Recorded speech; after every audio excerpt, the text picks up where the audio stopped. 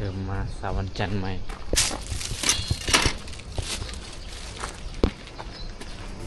มื้อนี้ข่อยก็สิพาไปเบิ่งบ่อนที่เขาเฮ็ดเวียกเนาะมันจะเป็นจังไดโรงงานมันจะเบาหรือจะหนักไปเบิ่งนำกันเลยเนาะไป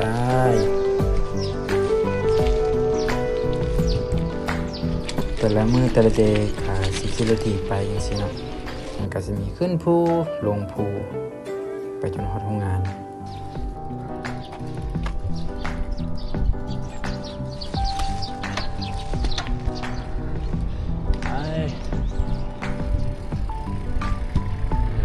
ไปแล้ว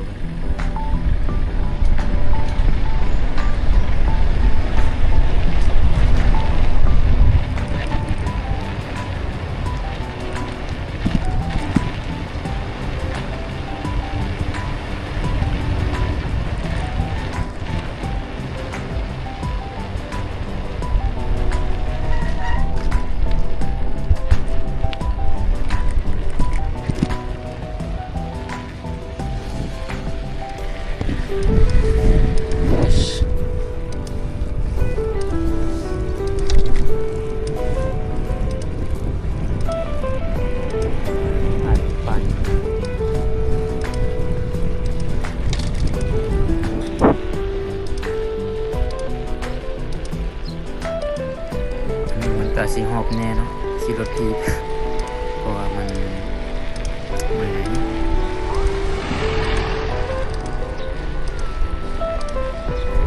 สิ่งที่สะอ่อนเนาะคือหนทางเจ้าเนาะ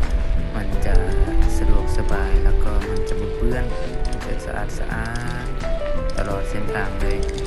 อยู่เขตนอกอยู่เขตในเมืองก็แห้งงามให้เส้นทางบ้านเฮาเป็นจังซี่เด้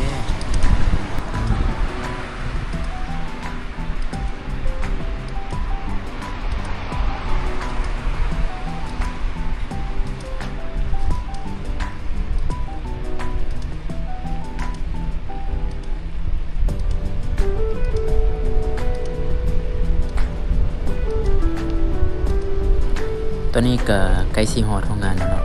มันจะมีไฟแดงสีเลี้ยวขั้วไปแล้วก็ลงไปอีกหน่อยนึงแล้วก็โรงงานของเนาะว่ามันจะเป็นยังไงโรงงานเอาไปวันกันเลยว่าเวียกหน้าตาเวียกมันจะเป็นยังไงเนาะไปไป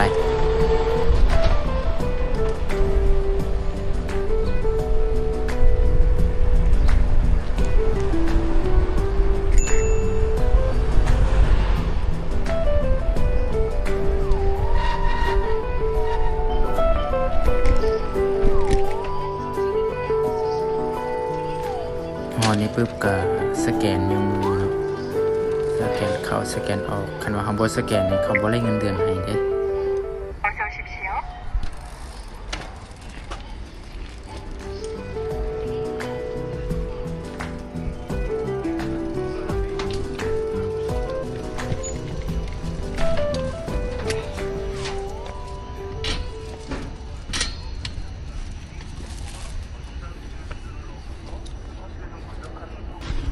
ตอนนี้เราก็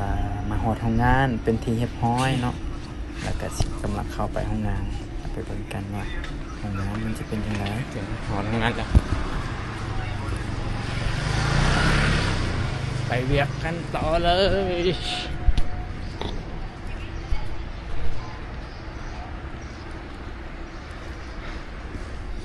แต่มันก็เหมือนเนาะเราทิพมาแต่ละมือแต่ละเดย์นี่นะวันรถทีบแบบโอ้ยปวดขาว้าวก็เอาโทรศัพท์ไว้ในกล่องนี่นะ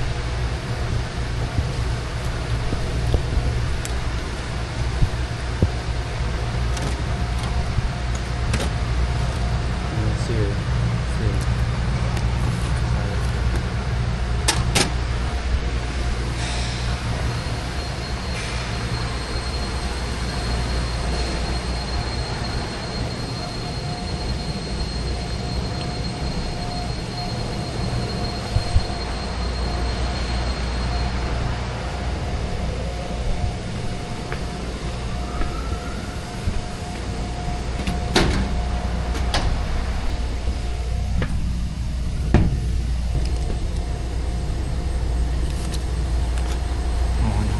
เมียนเครื่องเมียนคองเนาะล็อกเกอร์ไทยล็อกเกอร์มัน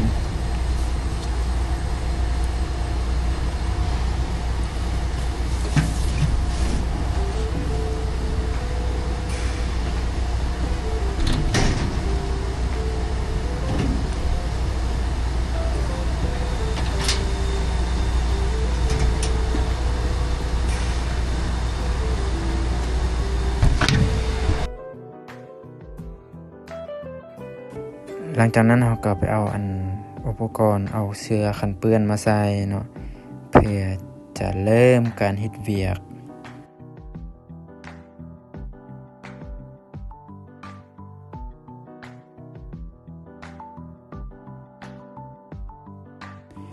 นี่แล้วนะทุกคนการที่ว่าเฮามาเฮ็ดเวียกอยู่เกาหลีมันก็บ่ได้สบายเนาะบางคนถือเวียกสบายก็ดีใจนำส่วนไปที่ว่าถือเวียกหนักคือเฮาเนี่ยก็ต้องอดใจสู้ซนเนาะคือเขาว่าแหละมาเฮ็ดเวียกอยู่เกาหลีต้องแบบว่ามีพลังนะต้องคิดเบิ่งระยะไกล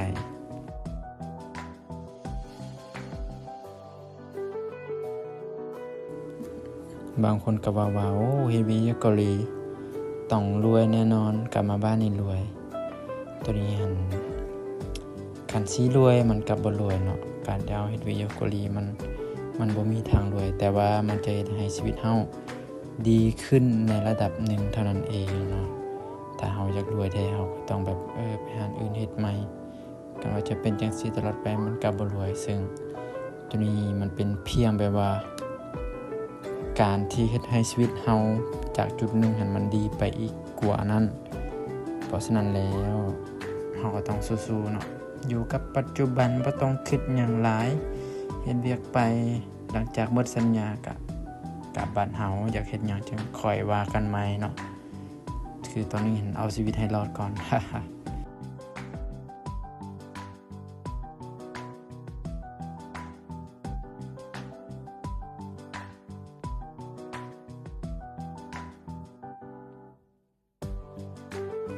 หลังจากที่ว่าเฮาเกียมเครื่องแล้วเนาะแล้วก็สิมาโวมมาออกกำลังกายก่อนที่เฮาจะลงเฮ็ดเวียกเนาะปัจจุบันเพิ่นก็สิพาออกกำลังกายแต่ละมื้อทุกวันจันทร์ฮอดวันศุกร์เนาะบางมื้อก็มีเฮ็ดวันเสาร์แต่ส่วนน้อยสิได้เฮ็ดวันเสาร์แต่ส่วนหลายหั่นจะเป็นคนของเขาหลายกว่าที่ว่าได้เฮ็ดวันเสาร์ถึงว่าสิบ่ได้เฮ็ดวันเสาร์ก็บ่เป็นหยังมีโอทีทุกมื้อก็พอแล้วมันก็เมื่อยเฮ็ดวันเสาร์มันก็เมื่อยมันบ่มีเวลาพักเฮ็ดซำนี้มีโอทีทุกมื้อก็โอเคแล้วเนาะได้เงินเดือนก็บ่หลายแต่ก็โอเคอยู่เดือนนึงก็ได้อยู่2.5 ล้านก็ถือว่าโอเคอยู่เนาะแต่เวียกมันจะค่อนข้างหนักหน่อยนึงแต่ก็ต้องอดทนสู้ซนล่ะเนาะพี่น้องเอ้ยเพราะว่าหยังเฮาเกิดมาจนเด้เฮาอยากมีชีวิตที่มันดีกว่านี้เฮาก็ต้องแบบคือเขาว่าหั่นแหละการที่เฮาจะมีเงินมันก็ต้องแลกมาด้วยสิ่งใดสิ่งหนึ่งเช่นเฮาเฮ็ดเวียกจังซี่มันก็ต้องแลกมาด้วยเหงื่อด้วยแรงเนาะก่อนสิได้เงินมาก่อนนึงมันก็บ่แม่นของง่ายๆนี่พี่น้องเอ้ยก็ต้องแบบโอ้ยแต่ละมื้อแต่ละเดย์ให้ผ่านไปได้ก็ถือว่าดีสุดแล้วเนาะจังได๋ก็สิอยู่ให้มันครบสัญญาหมดสัญญาก็สิกลับเดี๋ยวเฮาสิมาเบิ่งว่าจักหน่อยเฮาสิเฮ็ดเวียกเนาะให้ทุกคนเบิ่งว่าเวียกเฮามันจะเป็นจังไดนั้นไปเบิ่งนำกันเลย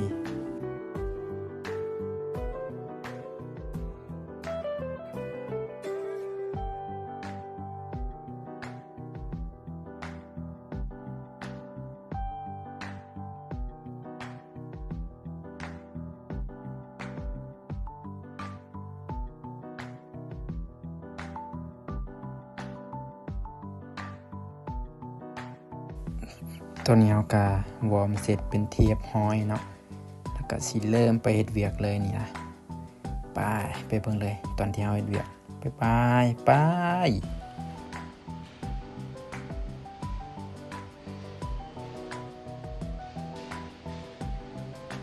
มันก็เมื่อยๆเนาะ ยังบ่ได้เริ่มมันเป็นลองมะเร็งละจังได๋ก็สิออกมาแล้วนี่เห็นบ่ ดึงออกมาแล้วมาเบิ่งเลยทุกคนมาช่วยกันพิจารณาเด้อใครจะว่าเวียกหนักหรือว่าเบาก็คอมเมนต์มาเบิ่งว่าเวียกที่ข่อยเฮ็ดนี่นะมันจะเป็นเวียกหนักหรือมันเบาคันแท้แต่สำหรับข่อยนี่ว่าเวียกนี้มันจะค่อนข้างจะหนักพอสมควรเนาะเห็นบ่ตัวนี้ก็จับดึงแล้วก็จนว่าสิมาเสียบอีกเนาะอันคดอันเบี้ยวก็ต้องได้ดึงบักแหง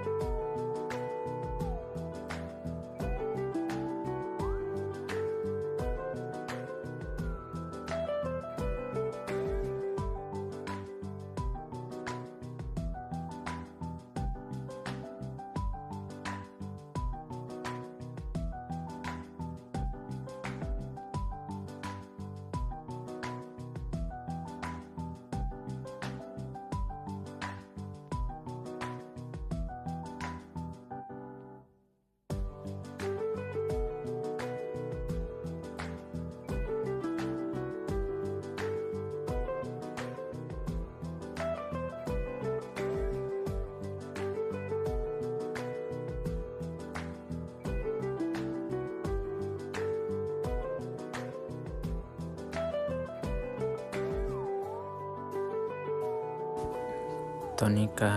ดึงแล้วเป็นที่เรียบร้อยเนาะจากน้อยก็สิเอามาเสียบแล้วเนาะเอามาเบิ่งว่ามันสิยากบ่ในการเสียบนะทุกคนเบิ่งนํกันเด้อเป็นจังได๋ล่ะคอมเมนต์บอกกันแหน่หรือว่าใครที่ว่าเฮ็ดเวียกแบบนี้นะมาแชร์ความรู้ให้กันเด้อ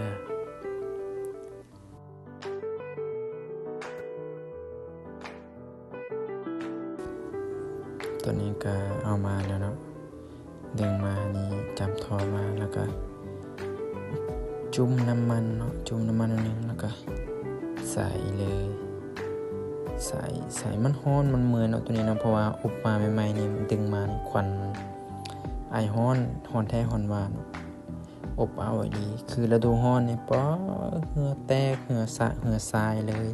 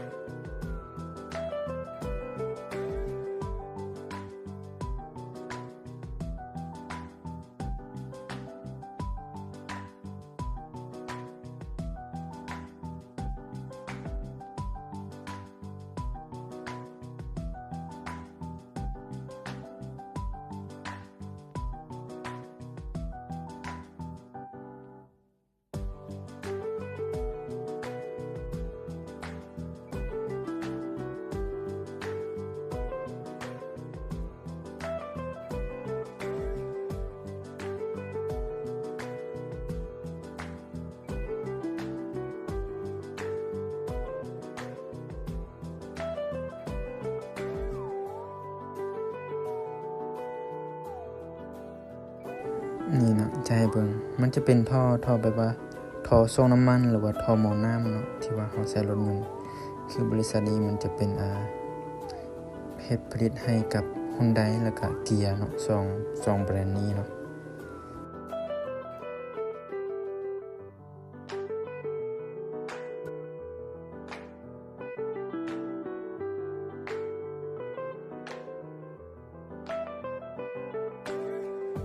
น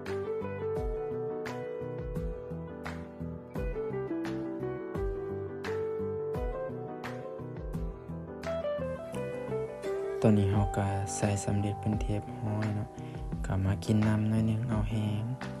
จังได๋ก็ฝากให้ทุกคนกดติดตามช่อง YouTube หน่อยเด้อเพื่อเป็นกำลังใจในการเฮ็ดคลิปต่อไปเนาะบ๊ายบายทุกคนขอบใจที่กดติดตามเด้อ